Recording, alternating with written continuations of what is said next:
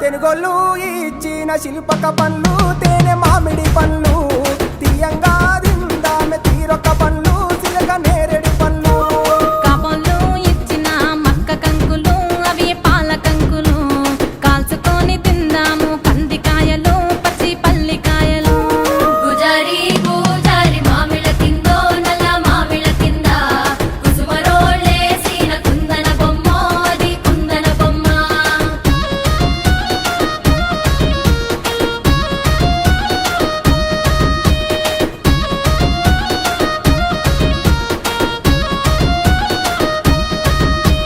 బెస్తోలు పెట్టిన పచ్చి చేపలు అవి వట్టి చేపలు